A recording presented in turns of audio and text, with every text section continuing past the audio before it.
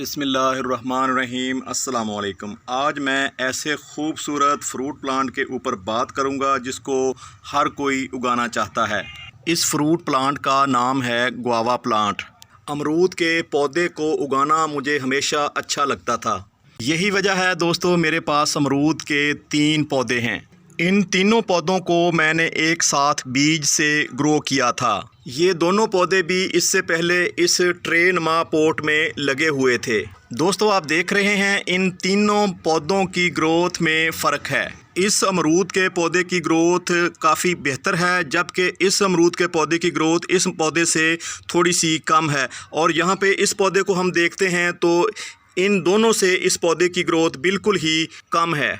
हालांकि दोस्तों तीनों पौधों को मैंने एक साथ ही एक ही पोट में ग्रो किया था। ऐसा क्या हुआ कि इस पौधे की ग्रोथ बिल्कुल ही कम रही? मैं आपको बताता हूँ इसके पीछे की रीज़न क्या है।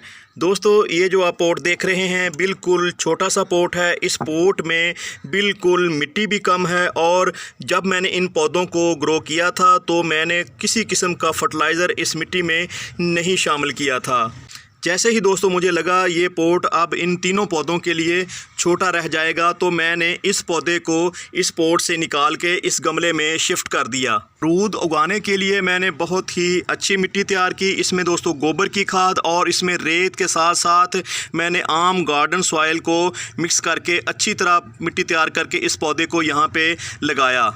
पहले 2-3 दिन तो पौधा काफ़ी स्ट्रेस में रहा। इसके बाद पौधे ने अपनी ग्रोथ बढ़ाना शुरू कर दी। आप देखें माशाल्लाह अब पौधे की ग्रोथ काफ़ी बेहतर हो चुकी है। ना सिर्फ ये पौधा अपनी हाइट को बढ़ा रहा है दोस्तों, इसके साथ साथ नीचे से नई टहनियाँ, नई ब्रांचें भी निकाल रहा है। जैसा कि दोस्तों मैं आपको बता चुका हूँ, ये तीनों पौधे इस पोट में लगे हुए थे।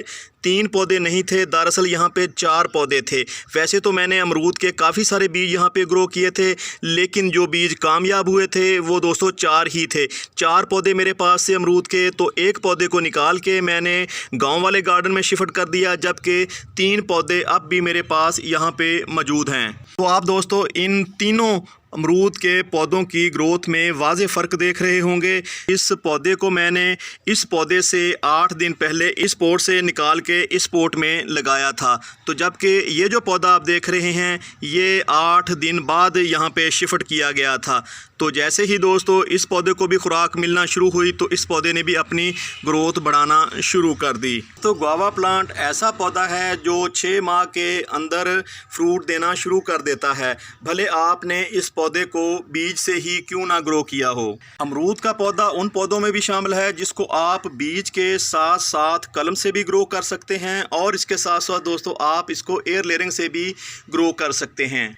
एयर लेयरिंग से उगाया हुआ पौधा दोस्तों जैसे ही संभलता है इसके ऊपर फूल आना शुरू हो जाते हैं, जबकि बीज से उगाया हुआ अमरूद का पौधा 6 महीने बाद फूल देना शुरू करता है। बीज से उगाए हुए अमरूद के पौधे और एयर लेयरिंग से तैयारशुदा पौधे के ऊपर जब फ्रूट आते हैं तो उनके जायके में कोई फ़र्क नहीं होता।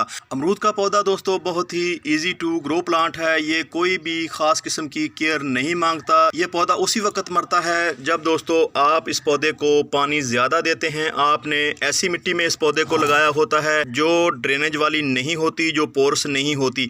जब इस मिट्टी में पानी मुसलसल खड़ा रहता है तो इसकी जड़ों में फंगस लग जाती है। जैसा कि आप जानते हैं जो पौधे हम गमलों में लगाते हैं वो पानी की कमी से नहीं मरते, पानी की ज़्यादती की वजह से मरते हैं। अमरूद का पौधा पानी के हवाले से बहुत ही ज़्यादा सेंसिटिव प्लांट है। अगर आपने इस पौधे को ऐसी गारा मिट्टी में लगाया हुआ है जिसमें पानी खड़ा रहता है, इस गमले में ड्रेनेज होल नहीं है, तो फिर आप इस पौधे से तवक्को मत रखें कि ये आपको फ्रूटिंग देगा और अपनी ग्रोथ को जारी रखेगा। तो आप जब भी अमरूद के पौधे को लगाएं हल्की से हल्की मिट्टी में लगाएं जो हवादार हो, जिसमें ऑक्सीजन की निकासी आसान हो। हमारे उगाए हुए पौधों की ग्रोथ उस वक्त भी मुतासर होती है जब इस तरह की जड़ी बूटियां पौधों के गमलों में उग आती हैं। जैसा कि दोस्तों आप यहाँ पे देख रहे हैं घास का ये बहुत ही ढीठ प्लांट है। मैंने यहाँ से इसको खींचने की कोशिश की, ये ऊपर से टूट गया, लेकिन इसकी जड़ वहीं पे मौजूद है। अब मुझे इस घास के पौधे को खुरपे से निकालना होगा। दोस्तों, आप कोशिश करें कि अमरूद के पौधे को मिट्टी के गमले में लगाया जाए।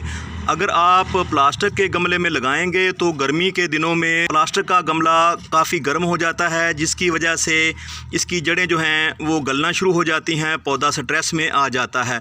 पौधे की ग्रोथ होने की बजाय पौधा दिन ब दिन पीला होकर सूखने लगता है। तो कोशिश करें आप इस पौधे को मिट्टी के गमले में लगाएं। मिट्टी तैयार करते वक्त आप ऐसी मिट्टी तैयार करें, जब आप पौधे को पानी दें तो पानी जैसे ही आप डालें वो नीचे तक पानी जाना चाहिए। इसके लिए आपने क्या करना है, आपने मिट्टी में थोड़ी सी कोकोपीट का इस्तेमाल करना है। अगर आपके पास कोकोपीट नहीं है तो फिर आपने दोस्तों चावल का जो छिलका होता है उसको आपने थोड़ी मकदार में, बहुत थोड़ी मकदार में मिट्टी में शामिल करना है। अगर आप उसकी क्वांटिटी को ज़्यादा बढ़ाएंगे तो आपकी मिट्टी इतनी अच्छी नहीं रहेगी। जैसे ही आप पानी डालेंगे तो डाला गया जो पानी है वो पेंदे के ज़रिए नीचे बह जाएगा। दोस्तों, इस पौधे को भी मैं यहाँ से निकालना चाहता था, किसी दूसरे पोट में लगाना चाहता था, लेकिन अब मैं ऐसा नहीं कर पाऊँगा क्योंकि आज का जो टेम्परेचर है वो 43 है। आने वाले दिनों में हमारे इलाके का टेम्परेचर तकरीबन 49 के करीब जाने वाला है। तो मैं ये रिस्क नहीं लेना चाहता। इस पौधे को मैं अभी 2 महीने तक यहीं पे रहने दूंगा। गर्मियों में हमारे पौधों के मरने की दूसरी वजह ये होती है कि जब हम अपने पौधों को बहुत सारी गोबर की खाद डाल देते हैं। दोस्तों, गोबर की खाद गली हुई हो या फिर दोस्तों कच्ची, इसमें नाइट्रोजन की जो क्वांटिटी होती है बहुत ही ज़्यादा होती है। हाँ, ये हो सकता है कि कच्चे गोबर और गले हुए गोबर में नाइट्रोजन का थोड़ा सा फ़र्क हो, लेकिन आपने गर्मियों में कोशिश करनी है कि अपने पौधों के ऊपर गोबर की खाद का इस्तेमाल बहुत ही कम करना है। तो मैं भी दोस्तों यहाँ पे गोबर की खाद का इस्तेमाल नहीं करने लगा। तो मैं यहाँ पे आज ऐसी खाद का इस्तेमाल करने लगा हूँ जिसमें नाइट्रोजन की क्वांटिटी तो मौजूद है लेकिन बहुत ही कम। तो दोस्तों, मैं अपने इस पौधे के ऊपर इस खाद का इस्तेमाल करने लगा हूँ। इसमें नाइट्रोजन की जो क्वांटिटी है बिल्कुल ही ना होने के बराबर है। इसमें दूसरे माइक्रो न्यूट्रिएंट मौजूद हैं। हालांकि हमारे इस पौधे को माइक्रो न्यूट्रिएंट की अभी इतनी ज़रूरत नहीं है। हमें अपने पौधे की ग्रोथ बढ़ानी है, पौधे को इस स्टेज के ऊपर लेके जाना है कि हमारा पौधा जल्दी से जल्दी बड़ा हो, इसके ऊपर फूल आना शुरू हों। तो यहाँ पे हमारे पास ऐसी खाद मौजूद है जो बिल्कुल ऑर्गेनिक है। इसमें नाइट्रोजन है लेकिन इसमें इसकी जो क्वांटिटी है वो बिल्कुल ही कम है। इसमें नाइट्रोजन के साथ साथ मैग्नीशियम, फास्फोरस, कैल्शियम और आयरन मौजूद है। इन तीनों पौधों के लिए इस खाद की 8 से 10 बूंद ही काफ़ी होंगी। 8 से 10 बूंद आपने 1 लीटर में अच्छी तरह हल कर लेनी है। इस तरह के पोट में आपने बिल्कुल कम खाद डालनी है, कम लिक्विड फॉर्म में आपने खाद डालनी है। अगर आप यहाँ पे इस खाद का ज़्यादा इस्तेमाल करेंगे तो खाद नीचे से बह जाएगी। तो आपने बिल्कुल ही यहाँ पे इस खाद का इस्तेमाल कम करना है। ये जो आप गमले देख रहे हैं ये थोड़े से गहरे हैं, बड़े हैं और इसमें मिट्टी भी ज़्यादा है। आप इस पोट में ज़्यादा खाद भी डाल सकते हैं, तो यहाँ पे आप और थोड़ी सी डाल दें। तो दोस्तों, ये थी आज की वीडियो। अगर आपको आज की वीडियो अच्छी लगी है, कोई भी पॉइंट आपको यहाँ से सीखने को मिला है, तो आपसे हम्बल सी मोदवाना गुजारिश है कि हमारी इस वीडियो को लाइक कर दें। अगर दोस्तों आप हमारे चैनल पे पहली बार हैं तो हमारे चैनल को भी सब्सक्राइब कर लें। जज़ाकल्लाह। अस्सलामु अलैकुम वरहमतुल्लाहि बरकातुहू।